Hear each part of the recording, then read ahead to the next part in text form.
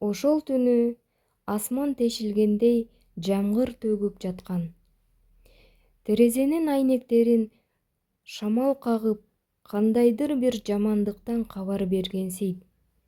Бир убакта эшик кагылды, жай гана, бирок ишенимсиз. Эшикти ачсам, Гүлү, үстү башы малман суу, эскирген көк сумкасын колуна бекем кысып, титиреп туруптур. Анын көзүндөгү жаш жамгырдын суусуна аралашып, жаагынан ылдый кулап жатты. «Айпери, мени куткар, барар жерим жок, көчөдө калдым», — деди шыбырап. Анын үнү ушунчалык алсыз чыккандыктан менин ичим ачышып кетти. Мен аны үйгө киргизип, өзүмдүн эң жакшы көргөн үлпүлдөгөн ак халатымды кийгиздим. Ашканада чай демдеп жатып, анын колдору стаканды кармаганда кандай титиреп жатканын көрдүм. Бирок ошол учурда Гүлүнүн көздөрү менин үйүмдү аңдып жатты.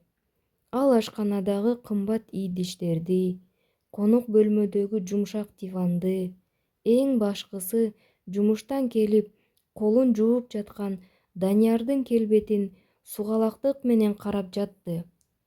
Гүлү чайын урттап жатып: «Айпери, сен кандай бактылуусуң. Мындай үй бүлөнү Кудай тандалган адамдарга гана берет», — деди. Анын үнүндө суктануу эмес, ичи тардыктын суук табы бар экенин мен ошол түнү байкаган жокмун. Бир жума өттү. Гүлү акырындап менин ордумду ээлей баштады. Бир жолу мектептен чарчап келсем, ашканадан куурулган пыяздын жана таттуу тамактын жыты келди. Кирсем, Гүлү менин ал жапкычымды тагынып, чачын атайын жайып алып, Даниярга тамак берип жатыптыр. Данияр жумуштан кийген костюмун чечпей эле Гүлүнүн тамагын мактап жеп жатыптыр. Мен босогодо туруп калдым. Гүлү мени көрүп жылмайып: «Ой, Айпери, келдиңби? Сен бүгүн кечегет окшойсуң деп, Данияр байке ачка калбасын деп тамак жасап койгом», — деди. Анын үнү ушунчалык назик, ушунчалык күйүмдүү чыкты. Бирок мени башка нерсе чоочутту. Гүлү менин эң кымбат атырымды себинип алыптыр.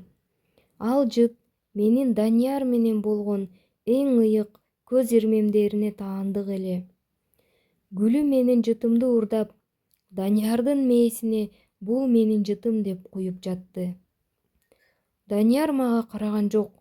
Ал табакка үңүлүп, Гүлүнүн күлгөнүнө кошо жылмайып жатты. Ошол күнү менин үйүмдө аба жетишпей баштады. Эсимде, Данияр мага Парижден алып келген жибек кызыл көйнөк бар эле. Аны кийгенде мен өзүмдү ханышадай сезчүмүн. Бир күнү бөлмөгө кирсем, Гүлү ошол көйнөктү кийип, күзгү алдында өзүнө суктанып туруптур. Ал көйнөктүн белин бекем бууп, төшүн атайын ачып, Даниярга: «Данияр байке, караңызчы, мага жарашабы?» — деп сурап жатыптыр. Данияр эшиктин алдында туруп, Гүлүнү ушунчалык кумарлуу, ушунчалык чоочун көз менен карап турду. Мен көйнөктү Гүлүнүн үстүнөн жулуп алгым келди. «Бул менин көйнөгүм, чеч», — деп кыйкырдым. Гүлү корккон жок. Ал көзүнө жаш алып: «Айпери, кечирип кой, мен жөн эле сага окшогум келген», — деп Даниярдын артына жашынды.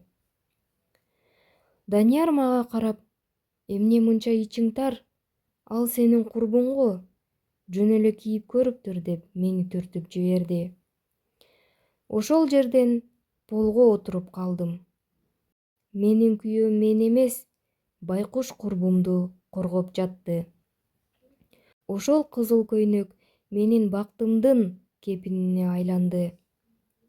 Акыркы сокку. Мен балдарды алып, апамдыкына кеттим деп алдап, Бирок жүрөгүм өрттөнүп жатканынан улам түн ичинде кайра кайттым. Эшикти акырын ачтым. Үй ичи жымжырт. Бирок конок бөлмөдө шамдардын алсыз жарыгы бийлеп жатыптыр. Ашканага баш баксам, Гүлү менин тоюмда ичилбей калган шарапты ичип, Даниярдын тизесинде отуруптур. Анын чачтары Даниярдын бетине тийип, назик шыбырап жатат. Данияр, ал сени түшүнбөйт. Ал диктант менен китептерден башканы билбейт. Сага мендей аял керек. Данияр анын белинен кучактап, көздөрүн жумуп алыптыр. Мен колумдагы сумканы жерге таштадым. Гүлү чочуган жок. Ал ордунан жай туруп, менин көйнөгүмдү түзөп, Айпери, кечирип кой, бирок сен кеч калдың. Бул эркек эми менин канымда, деди. Данияр жер карап, Айпери, кете бер, мен Гүлүнү тандайм, деди. Ошол түнү мен өз үйүмдөн, өз бактымдан, өзүмдүн 10 жылдык өмүрүмдөн куулдум. Көчөдө калдым, бирок ичимдеги оору жамгырдан да муздак эле. Мен эшикти сыртынан жапканда, темирдин муздак үнү жүрөгүмө октой тийди. Артымда 10 жылдык өмүрүм, жылуу төшөгүм, бапестеп жыйнаган очогум калды. Ал эми алдымда капкара түндүн белгисиздиги. Түн ушунчалык муздак эле. Күзгү шамал сөөктөн өтүп, жанымды сыздатып жатты. Эки баламды кучактап, подъездин алдында турдум. Кичинекей уулум менин колумду кармап, апа, тоңуп жатам, эмнеге үйгө кирбейбиз? Атам качан эшикти ачат, деп сурады. Анын титиреген үнүн укканда ичимде бир нерсе жарылып кетти. Мен өзүмдүн жука пальтомду чечип, аларды ороп жатып, биринчи жолу жетим калганымды сездим. Өз үйүм бар туруп, баламды жылыта албай, көчөдө калганым эне үчүн өлүмдөн да оор экен. Скамейкага отуруп, титиреген колдорум менен телефонумду ачтым. Галереяда кече эле баарыбыз бактылуу түшкөн сүрөттөр турат. Данияр экөөбүз балдарды ортобузга алып күлүп жатабыз. Ал жерде Гүлү да бар. Арткы планда бизди карап турат. Эми гана байкадым. Анын көздөрү ошондо эле бөөрүдөй жанып, менин бактымды кемирип жаткан экен. Мен ошол сүрөттөрдү бир-бирден өчүрүп жатып, ар бир удалить деген баскычын баскан сайын жүрөгүмдүн бир үзүмү кошо үзүлүп жатты. Бир заматта баары жок болуп калды. Түнкү саат 3. Эч кимге бара албадым. Апамдын жүрөгү ооруйт. Укканда эмне болот? Досторум, алардын көбү Гүлүнүн да достору. Подъездин муздак дубалына жөлөнүп отуруп, Даниярдын терезесин карадым. Ал жерде жарык өчтү. Алар менин төшөгүмдө, менин жаздыгымда, менин бактымдын калдыгында уктап жатышты. Ошол учурда мен Даниярды гана эмес, адамзатка болгон ишенимди жек көрүп кеттим. Менин жытыма сугарылган бөлмөдө башка аялдын деми жаңырып жатканын элестетүү тирүүлөй тозокко түшүү менен барабар эле. Пальтоомдун чөнтөгүнөн үйүмдүн ачкычын таап алдым. Колум менен аны бекем кыстым. Бул ачкыч 1 саат мурун кожойкенин белгиси болсо, азыр жөн гана пайдасыз темир кесими эле. Мен ал ачкычты караңгылыкка карай ыргытып жибердим. Темирдин жерге тийип, чың эткен үнү менин эски жашоомдун акыркы чекити болду. Мен ордумдан турдум. Көз жашымды арчып, балдарымды бекем кучактадым. Ошол түнү мен Айпери эмес, Арстан болууга сөз бердим. Мен аларды кечирбейм, бирок мен алардан күчтүү болом. Мен кеткенден кийин алардын бактылуу жашоосу болгону 3 айга гана созулду. Гүлү Даниярды сүйгөн эмес. Ал менин даяр очогумду, менин Даниярымдын капчыгын гана сүйгөн экен. Гүлү үйгө кожоюн болгондон кийин алгачкы кылган иши менин эски буюмдарымды, китептеримди өрттөө болду. Бирок ал мага окшоп таңкы саат 5-те туруп нан жапкан жок. Ал Даниярды жумуштан таттуу тамак менен тосуп алганды токтотту. Тескерисинче, башым ооруп жатат, өзүң жасап же деп Даниярды ашканага кууп киргизди. Менин Даниярым сыртта баары сыйлаган эркек, ал эми үйүндө Гүлүнүн буйругун аткарган малайга айланды. Ал менин кадырымды ошондо колуна чүпүрөк алып пол сүртүп жатканда биринчи жолу сезди. Бир күнү Данияр жумуштан эртерээк келип, Гүлүнүн телефондо кимдир бирөө менен сүйлөшүп жатканын угуп калат. Гүлү күлүп мынтип айтыптыр: "Даниярбы? Ал байкуш менин тузагыма түштү.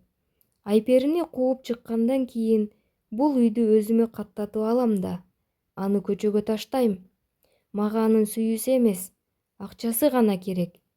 Бул сөздөр Даниярдын жүрөгүнө канжар болуп сайылды. Ал ишенген, назик курбумдун артында катылган чыныгы ажыдаарды көрдү. Ошол күнү Даниярдын маскасы да, Гүлүнүн маскасы да талкаланды. Гүлү Даниярдын бизнесине кол сунуп, анын акчаларын оңду солду чача баштады. Данияр карызга батып, банкрот болгон күнү Гүлү да жок болду. Ал Даниярдын акыркы алтындарын, машинанын ачкычын алып, башка бир бай эркекке качып кетти. Данияр бопбош үйүндө, муздак дубалдардын арасында жалгыз калды. Ал менин жытым калган бөлмөлөрдөн Гүлүнүн уулуу издерин көрүп, өзүн өзү жек көрүп жатты. Ал мени издеп, менин номериме чалды, бирок мен номеримди эбак алмаштырган элем. Арадан 1 жыл өткөндө, мен мектепте сабак берип жатсам, кимдир бирөө мени чакырды. Чыксам, Данияр. Аны тааныбай калдым. Чачтары агарып, кийимдери эскирип, көздөрүндөгү от өчүптүр. Ал мени көрөр замат жерге тизилеп жыгылды. "Айпери, мени кечир, мен сенин алтыныңды ташка алмаштырыпмын. Гүлү мени тоноп, көчөгө таштап кетти. Менин жашоом тозокко айланды" деп өксүп ыйлады. Мен ага бийиктен карап турдум. Жүрөгүмдө ачуулануу да, аяныч да жок эле. Болгону боштук. "Данияр", дедим жай гана. "Сен мени эмес, өзүңдүн намысыңды саткансың. Гүлү сени эмес, сенин мүмкүнчүлүктөрүңдү пайдаланды. Эми барып, ошол гүлүңдү тап. Менин жашоомдо сага да, сенин өкүнүчүңө да орун жок." Мен артыма карабай басып кеттим. Ал болсо мектептин алдында чаңдын ичинде тизелеп кала берди. Ошол күнү мен түшүндүм, кайтар дүйнө бул жомок эмес, бул эң адилеттүү жаза экен.